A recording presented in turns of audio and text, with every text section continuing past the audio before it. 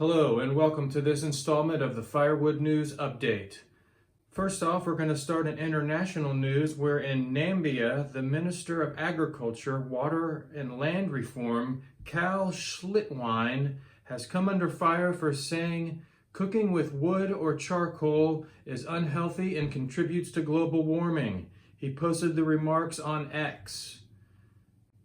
Schlittwine said fuel emits more carbon dioxide than the total emissions of global marine and aviation industries combined. Apparently, he has come under fire because Namibia lacks the infrastructure to facilitate cleaner cooking methods, and most of the country is poor. They use wood to cook, and they don't have any other means of cooking food. He recently attended a clean cooking summit in France themed Catalyzing Multi-Stakeholder Partnerships is the name of this cooking summit. It's a clean cooking summit in France, catalyzing multi-stakeholder partnerships.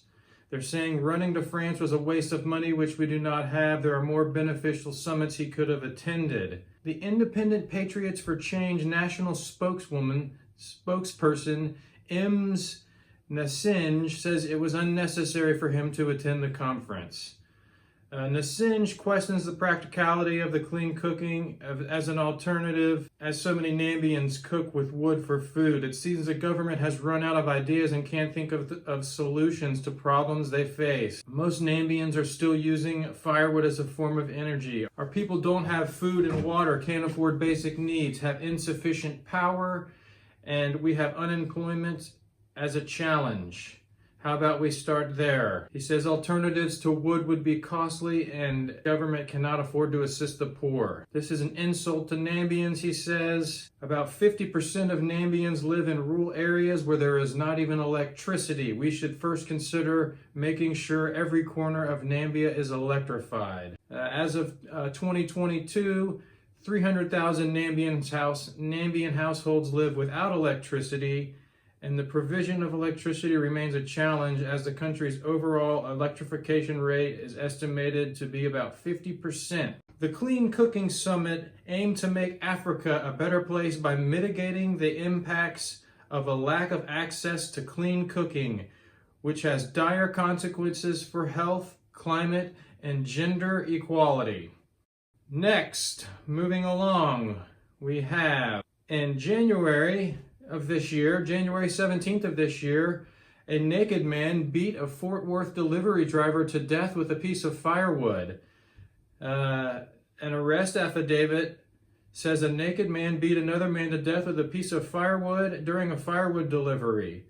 A 27-year-old Christianus Amundi is charged with murdering Scotty Jackson on Wendover Drive while he was out delivering firewood before the week's winter storm. Apparently, this Christianus Amundi was staying at an Airbnb across the street and attacked these two men with a piece of firewood, beating and killing one to death. Sad story. In other news, the Forestry Department is inspecting firewood to manage Dutch elm disease in Fargo, North Dakota, in an effort to manage the spread of Dutch elm disease. This article dated April 3rd of this year.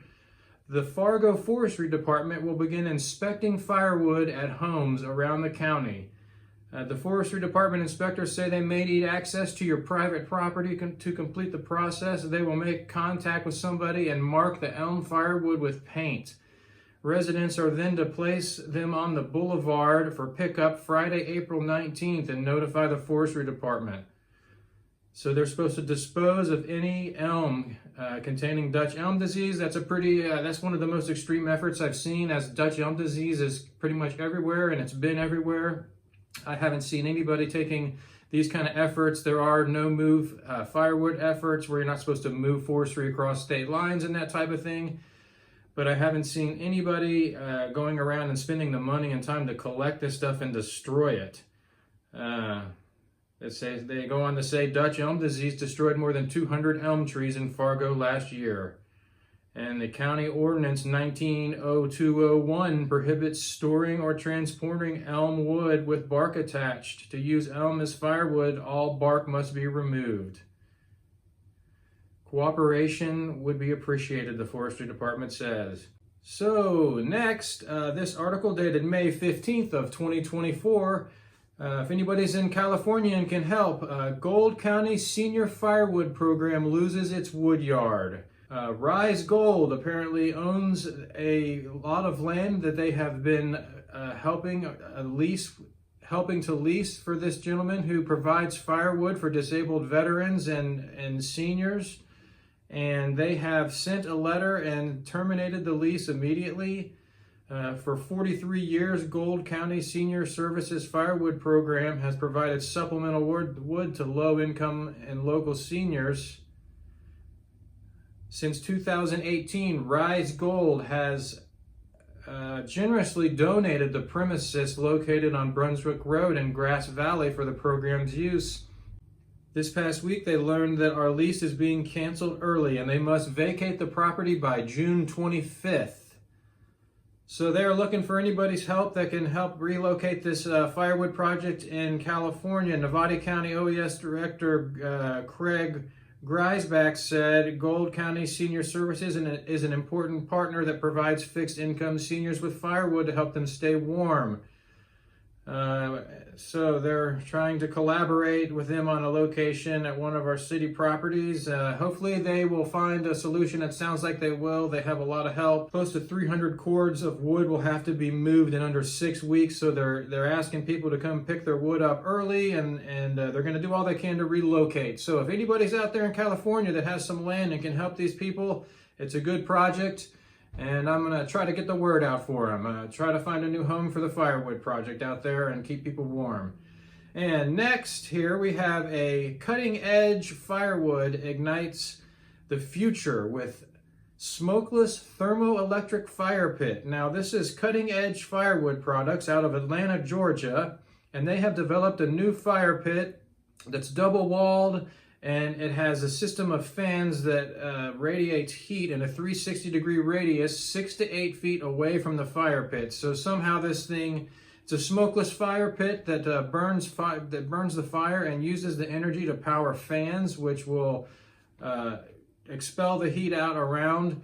Leroy Hyde is the founder and CEO of Cutting Edge, and he wanted to design a deluxe fire pit. It's an exceptional heat source and burns wood with a beautiful smokeless fire.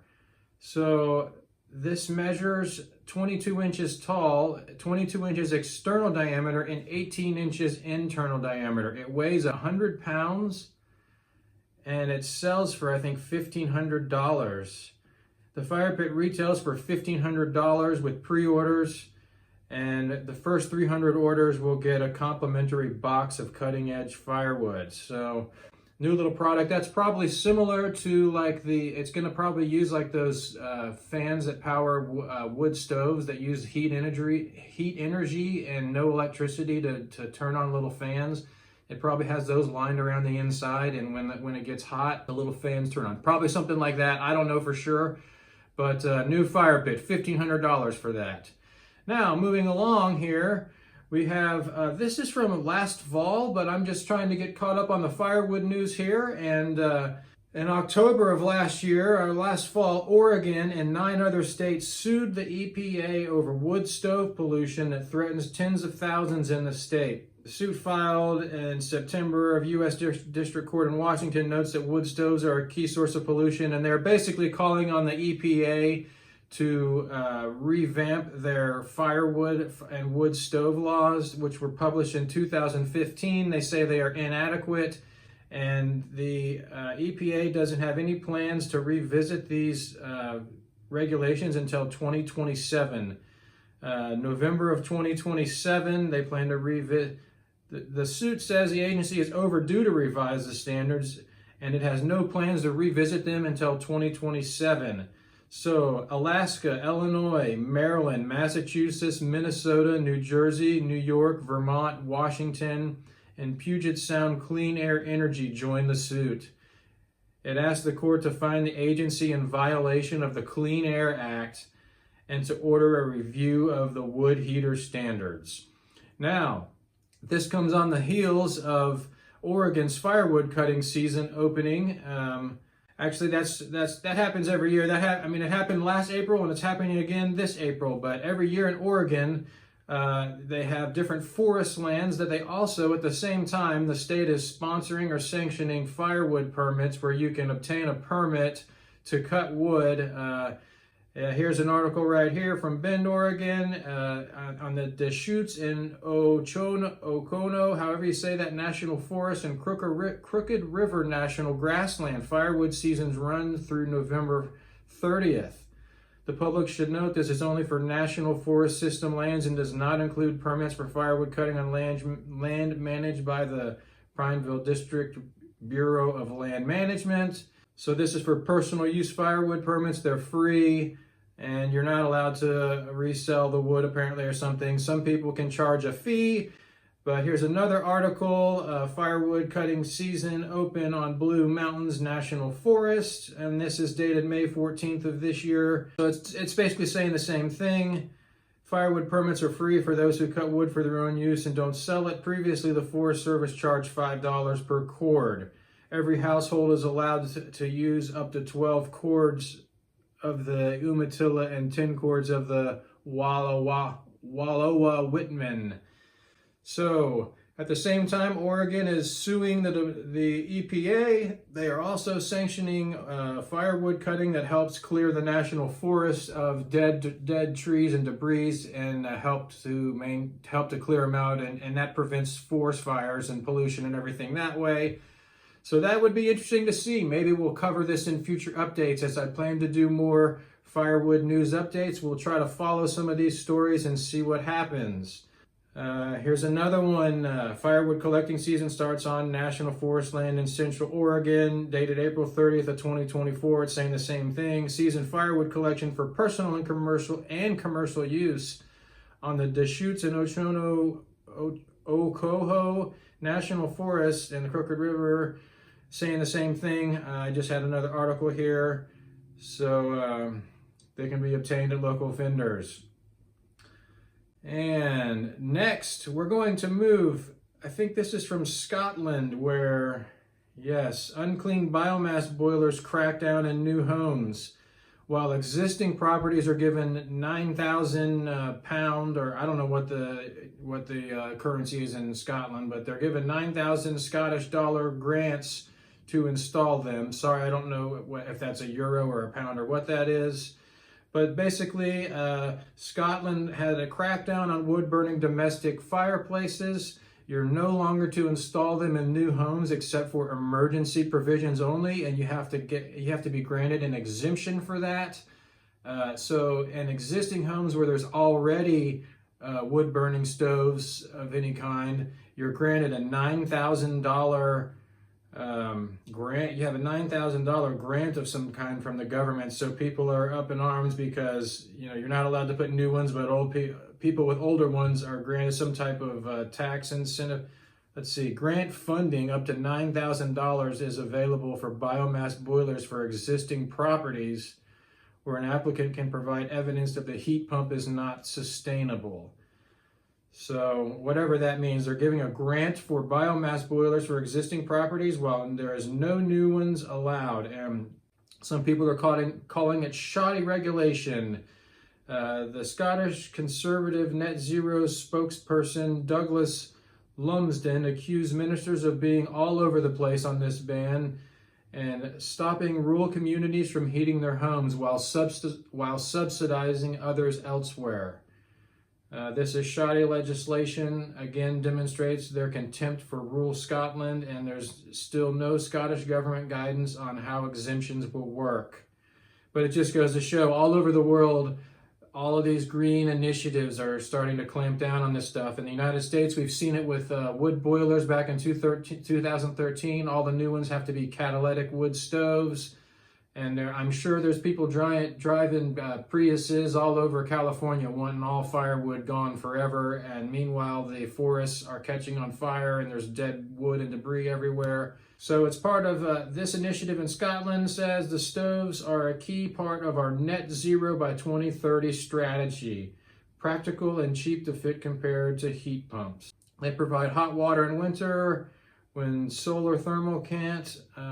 Island timber harvesting provides local affordable fuel and jobs. So that guy was in support here. Meanwhile, an account representing the inner Hebridean island of Aig also took to social media to say banning wood-burning stoves would be a disaster for communities like theirs. It said the stoves are a key part of their zero by 2030 strategy.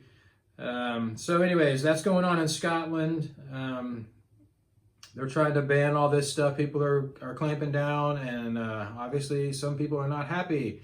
And moving back over here to the United States, we have the University of Tennessee, UT, starting a Firewood Bank program for those in need, expected to start offering firewood in the fall.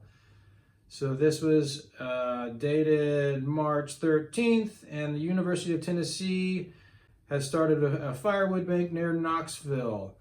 It's like a food bank, but for heating. The bank will be a cooperative effort of the UT Extension, UT Forest Resources, volunteers from the community, and students in the UT Forestry Club. So they're going to be providing firewood there. An additional goal is to document the experience of starting a firewood bank and using this information to promote, through an extension system, the creation of more firewood banks in the area. So that's going on in Tennessee. Good program down there to help people stay warm, poor, disadvantaged, low income, that type of thing. Next, we have an Idaho man. Now, this is from earlier. This was from March, but we had an Idaho man cutting firewood in Allison Creek died after being hit by a tree. A 28-year-old man in Idaho has died after being struck by a tree. They received a call for help, and he was severely injured, transported to the hospital in ambulance, where they began administering treatment and requested life flight. The victim, identified as Tyrell Walker of Riggins, Idaho, did not survive his injuries despite the efforts of the medical crew. So thoughts and prayers go out to the family of this young man. And we had somebody else. A man dies at firewood processing facility in central Minnesota, the officials. He was trapped inside his machine. I don't see any other, much other on this story, but they're saying he became trapped inside his firewood processing machine. 39-year-old man died. His name was released. He died at the scene. Sheriff's deputies responded. Prayers go out to the family of that gentleman in Minnesota at the firewood facility. Next we have, and finally, this is our final article from March 15th of this year, where Russia has offered firewood, appliances, and concert tickets to vote in the election. Vladimir Putin was afraid that the election would have a poor turnout, which could possibly reflect poorly on the country's election system, he thought. So he was offering incentives, including free firewood for people to vote in the election. He was concerned that a smaller than expected turnout could lend credence to the argument that the contest is illegitimate. Some sites have reportedly advertised raffles where voters who participate in the contest can win prizes from firewood to new cars and iPhones, concert tickets, bread rolls, all kinds of prizes for voting in the Russian election. So there you have it. This is the first installment of the Firewood News Update, and we will be tracking these stories and having more updates as the year goes on. Thank you for watching. I hope you like this video, and don't forget to subscribe to the channel and follow these stories.